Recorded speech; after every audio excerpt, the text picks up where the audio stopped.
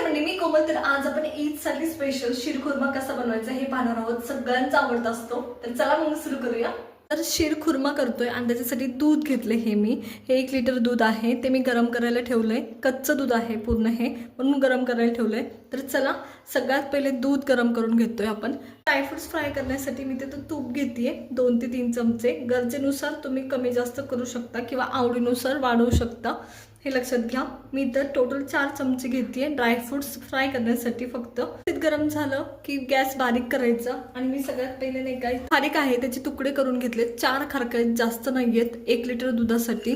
त्या परतून घ्यायच्यात. तुम्ही दुधात भिजवून घेऊ शकता, पाण्यात सुद्धा भिजवून घेऊ शकता, हे लक्षात घ्या. आणि डायरेक्ट दुधात ॲड करू शकता, पण मी फ्राय करून घेते. तुम्हाला हवं असेल तर मी आधीच सांगितलं की तुम्ही भिजवून सुद्धा घेऊ शकता.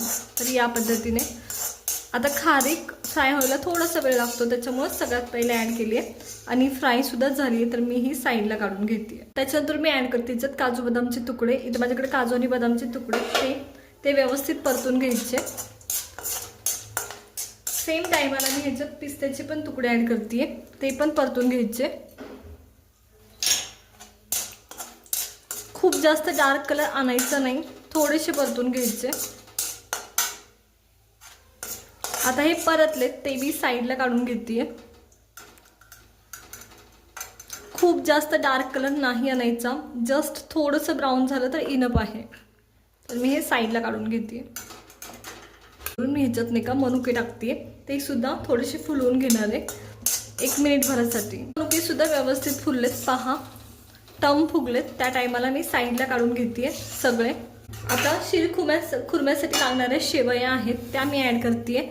आणि या सुद्धा भाजक्या शेवया असतात या ज्या वापरल्यात त्या, त्याच्यामुळं अगदी मिनिटभरासाठी परतून घेणार आहे, खाली वर करून घेणार आहे, जास्त वेळ नाही.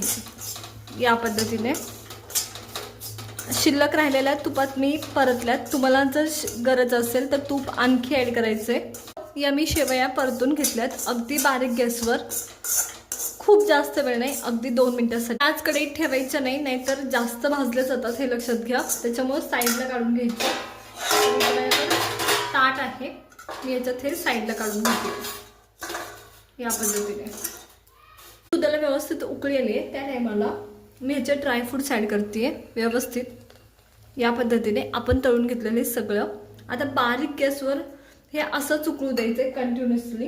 तर मी याच्यात केशरचे तुकडे ॲड करते. इथं माझ्याकडे केशर आहे, ते हे कंटिन्युअसली आपल्याला उकळून घ्यायचं आता 10 मिनिटासाठी तरी, जेणेकरून सगळे ड्रायफ्रूटचा केशरचा फ्लेवर याच्यात मिक्स झाला पाहिजे. यासाठी हे कंटिन्युअसली मध्ये मध्ये हलवायचं, नाहीतर दूध खाली करपण्याची शक्यता असते, चिटकून बसतं खाली. हे कंटिन्युअसली असं हलवत 10 मिनिटे तुम्हाला उकळी काढून घ्यायची आहे ह्याची. ते दुधाला ना एकदम व्यवस्थित उकळी आली आहे आणि सगळ्या ड्रायफ्रूटचे वगैरे फ्लेवर ह्याच्यात उतरलेत. त्या टायमाला मी ह्याच्यात नाही का 2 ते 3 चमचे मिल्क पावडर टाकते.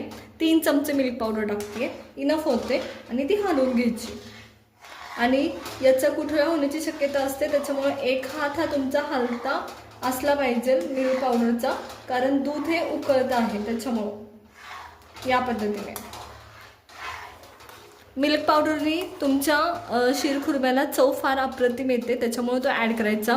तुम्ही स्किप केली, फुल फॅट मिल्क वापरलं असेल, हे आपण सुद्धा आता फुल फॅटच वापरलं आहे, पण तरीसुद्धा थोडंसं त्याचा फ्लेवर एनहान्स व्हावं म्हणून ते वापरलं आहे.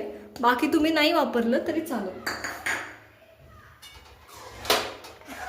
मिल्क पावडर ॲड केल्यानंतर हे 2 मिनटं आणखी उकळून घ्यायचं, थिकनेस येईल याला व्यवस्थित. मिल्क पावडर टाकून त्यानंतर मी नाही का याच्यात शेवया ज्या आपण फ्राय करून ठेवल्या होत्या ते ॲड करते. शेवया या पद्धतीने ॲड करायच्या. मी भाजून घेतल्या होत्या आधी, फक्त 2 मिनटासाठी, जास्त काही गरज नाही. या पद्धतीने सगळ्या शेवया मी ॲड केल्यात. आता ह्या कंटिन्युअसली 1-2 मिनटं हलवून घ्यायचं. या पद्धतीने खूप छान अप्रतिम वास येतो आताच. शेवया मी ना 1-2 मिनटासाठी हलवल्यानंतर 2 मिनटं शिजवून घेते आणि बराचसा थिकनेस आलाय. तर पहा या पद्धतीने. आता याच्यात ना मनुके मी साईडला काढून ठेवले होते, ते मी आता ॲड करते या पद्धतीने.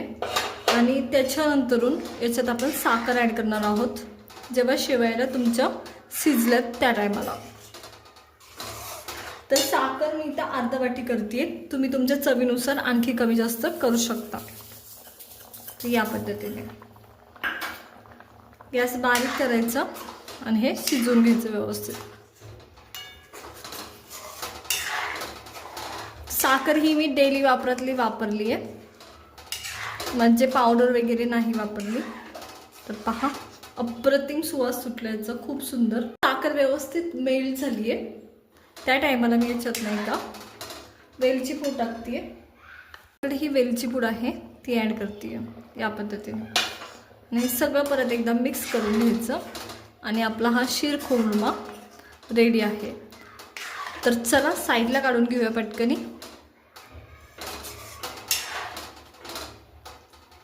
तर इथे एकदम चविष्ट असा हा शिरखुर्मा मी साईडला काढून घेते.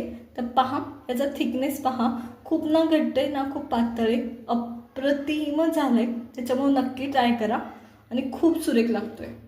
खूप म्हणजे खूप. तुमचा शिरखुर्मा कितपत गोड होणार आहे, कितपत चवदार होणार आहे हे तुम्हाला त्याच्या वासावरूनच कळतं. तर पहा अप्रतिम झाला आहे. तर चला मी सगळा शिरखुर्मा असाच काढून घेते, खूप साऱ्या नट्सनी भरलेला. तयार आहे एकदम चविष्ट असा आपला हा शिरखुर्मा. फार अप्रतिम झालाय. त्याच्यामुळे नक्की ट्राय करा. आवडला असेल तर लाईक करा, शेअर करा आणि सबस्क्राईब करा.